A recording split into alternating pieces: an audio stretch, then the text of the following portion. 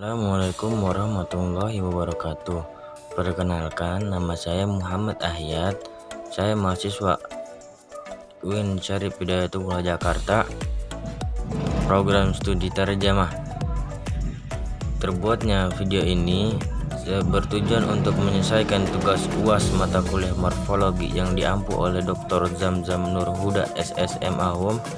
Langsung aja ke pembahasannya. Verba ditinjau dari segi komponen huruf akhirnya. Yang pertama itu ada yang namanya fi'il sahih. Fi'il sahih itu kalimah yang fa fi'il, ain fi'il dan lam fi'ilnya itu bukan termasuk huruf ilat dan bukan huruf hamzah dan bukan berupa tad'ib atau yang bisa juga disebut huruf kembar. Jadi hurufnya itu ada dua, yang biasanya itu diganti menjadi tasdid.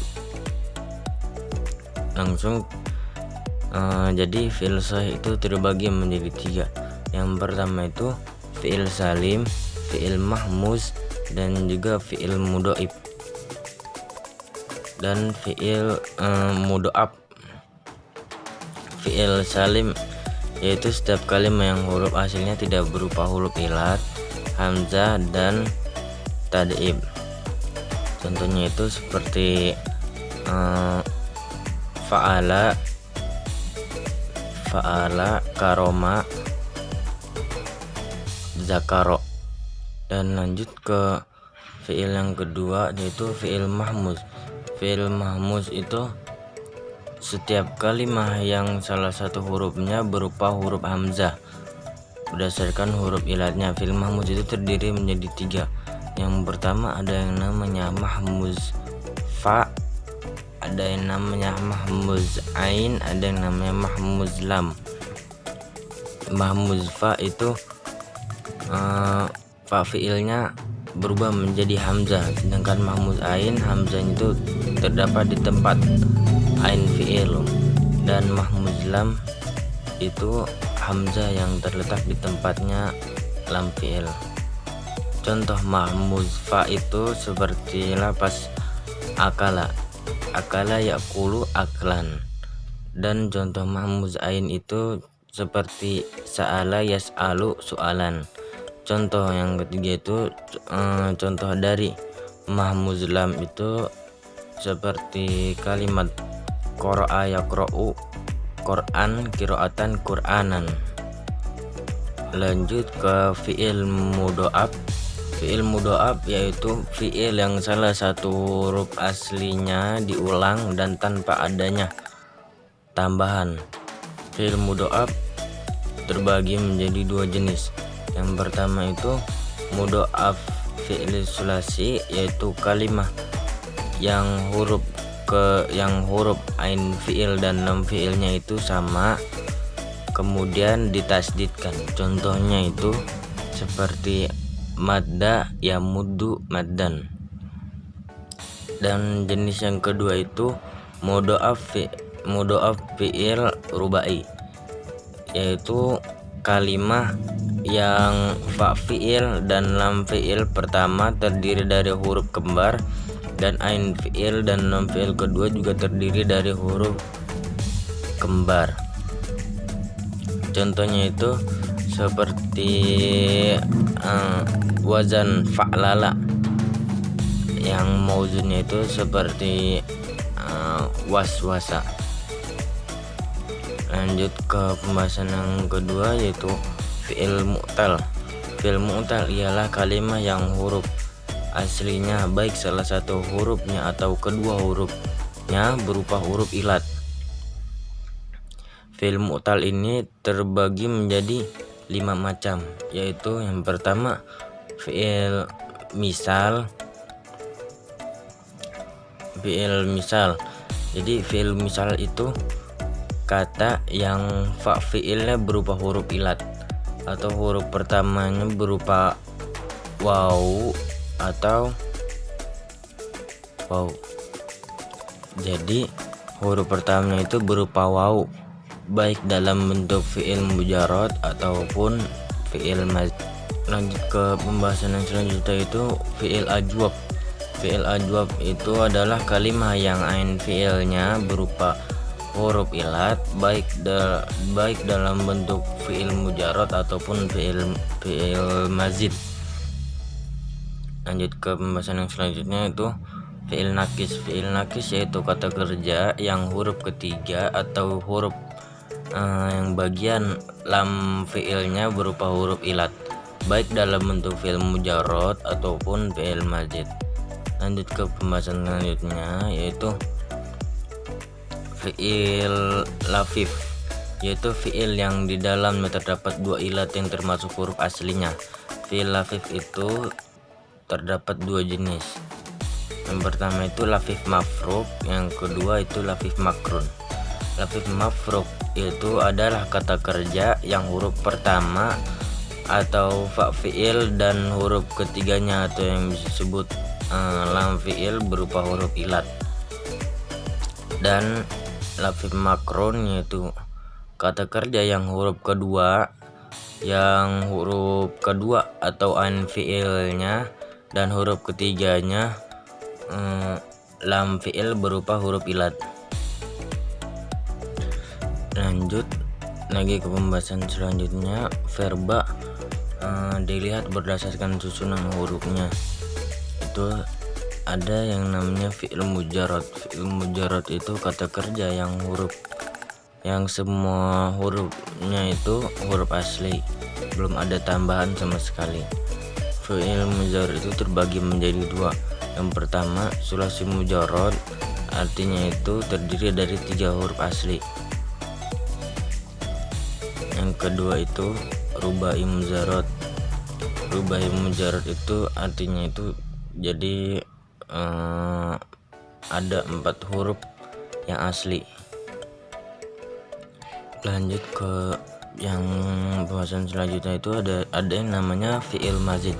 Fi'il mazid adalah fi'il yang huruf aslinya mendapatkan tambahan. Fi'il mazid terbagi menjadi 2, ada yang mazid sulasi dan mazid rubai. Mazid sulasi artinya terdiri dari 3 huruf asli yang ditambah 1 atau 2 atau 3. Mazid rubai adalah mazid terdiri dari 4 huruf asli yang ditambah 1 atau 2 huruf.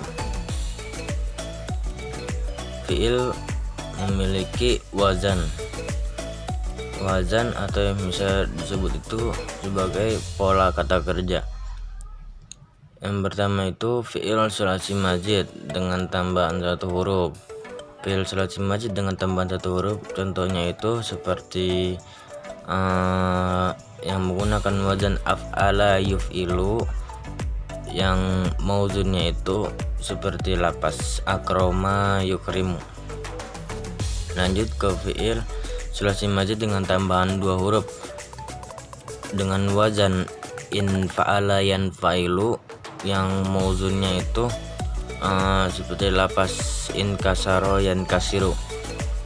Terus lanjutnya itu fi'il sulasi mazid dengan tambahan 3 huruf dengan wazan istaf'ala yastafilu, yang mauzunnya itu istakhraja yastakhriju. Terus ada juga yang fi'il rubai mazid dengan tambahan 1 huruf seperti wazan tafa'lala ya tafa'lalu, yang mauzunnya itu tadahroja ya tadahroju. Selanjutnya fi'il rubai mazid dengan tambahan 2 huruf dengan wazan if an lala yaf an lilu, yang mauzunnya itu ihron jama yahron jimu. Jadi kesimpulan dari materi yang barusan saya paparkan itu, dari pemaparan di atas itu dapat disimpulkan bahwa fi'il dilihat dari komponen atau bina. Huruf akhirnya dibagi menjadi 2, yaitu yang pertama fi'il sahih, dan yang kedua itu ada namanya fi'il mu'tal. Secara umum fi'il sahih adalah fi'il yang huruf yang huruf penyusunannya itu berupa huruf asli dan tidak terdapat huruf ilat. Fi'il sahih itu terbagi menjadi 3 jenis, yaitu mahmus, mudha'af, dan salim. Sedangkan fi'il mu'tal itu adalah fi'il yang huruf penyusunannya terdapat huruf ilat. Fi'il mu'tal itu terbagi menjadi 3 jenis, yaitu fi'il misal, ajwaf, dan nakis. Dan juga pada fi'il mu'tal lafif huruf ilatnya terletak pada 2 tempat, yaitu ada yang namanya lafif makrun dan juga adanya lafif mafruk. Jadi pokok dari pembagian kedua fi'il tersebut terletak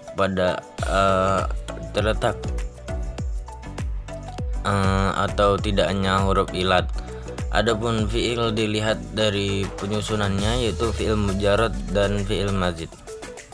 Mujarrad meliputi sulasi dan mujarrad rubai, sedangkan fi'il mazid sulasi mazid dengan tambahan 1 huruf, 2 huruf, dan 3 huruf, dan fi'il rubai mazid dengan tambahan 1 huruf dan 2 huruf.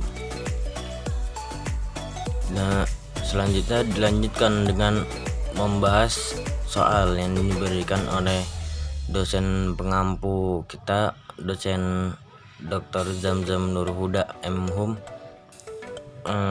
Di sini ada 6 soalnya. Soal yang pertama itu, apa yang dimaksud dengan pembentukan kata, bagaimana dikaitkan dengan afiksasi infektif dan derivatif, berikan contoh dalam bahasa Arab. Jadi pembentukan kata adalah menghubungkan satu morfem dengan morfem yang lain, biasa disebut morfologi. Afiksasi infektif adalah proses morfologi karena afiksasi yang menyebabkan terbentuknya berbagai bentukan dengan ketentuan bahwa bentukan tersebut tetap dalam kelas kata yang sama. Sedangkan afiksasi derivatif adalah proses morfologi karena afiksasi yang menyebabkan terbentuknya berbagai macam bentukan dengan ketentuan bahwa bentukan tersebut berubah kelas katanya dari bentuk dasarnya. Contohnya itu seperti lafaz fa'ala, af'ala, istaf'ala. Lanjut ke soal nomor 2, yaitu apa yang dimaksud dengan kata dasar dan turunan. Bagaimana pembentukan kata dasar dan kata turunan dalam bahasa Arab? Berikan contoh. Kata dasar merupakan suatu kata yang utuh, asli, dan belum memperoleh tambahan atau imbuhan apapun. Sedangkan kata turunan adalah kata yang merupakan pengembangan bentukan dari kata dasar dengan menambahkan imbuhan tertentu. Contohnya kata dasar fa'ala yang memiliki kata turunan seperti af'ala, istaf'ala. Lanjut ke soal nomor 3, itu apa yang dimaksud dengan i'lal, idgham, dan ibdal dalam morfologi Arab? Berikan contohnya. Jadi i'lal adalah ilmu tata bahasa Arab yang bertujuan untuk mengubah huruf ilat seperti wawu, alif, dan ya supaya ringan dan mudah dalam mengucapkannya. Contohnya itu seperti sona, asalnya itu dari sona. Supaya tidak berat untuk mengucapkannya, itu dirubah menjadi sona, huruf wawunya itu berubah menjadi huruf alif. Dan yang kedua itu idgham. Idgham adalah memasukkan satu huruf ke huruf yang lain dan sejenisnya sekiranya 2 huruf tersebut dijadikan satu dengan tasdid. Contohnya itu seperti lafaz madda, asalnya itu madada. Karena orang sana terlalu berat menyebutkannya, supaya ringan jadinya ditambahkan tasdid menjadi madda. Lalu ibdal adalah membuang suatu huruf dan menempatkan huruf lain di tempatnya. Contohnya itu seperti lafaz doaun, asalnya itu du'aun. Karena terlalu berat supaya ringan diganti menjadi hamzah yang menjadi du'aun. Lanjut ke soal yang nomor 5, itu tentukan jenis-jenis kata dalam teks bahasa Arab berikut analisis pembentukan katanya. Di sini disuruh memilih 6 kata saja. Nah, kata yang saya pilih yang pertama itu yazkuru, yang asal katanya itu dari asal kata zakaro. Yang zakaro itu fi'il madhi, jadi tasrifannya itu seperti zakaro yazkuru. Selanjutnya itu lafaz al-muslimuna, yang asal katanya itu dari kata aslama, yang artinya itu selamat. Yang tasrifannya itu seperti aslama yuslimu islaman wa muslaman fahuwa muslimun. Jadi lafaz al-muslimuna itu jamak dari kata muslimun, isim fa'il. Lanjut kata yang ketiga itu saya pilih yazbahu, asal kata dari zabaha.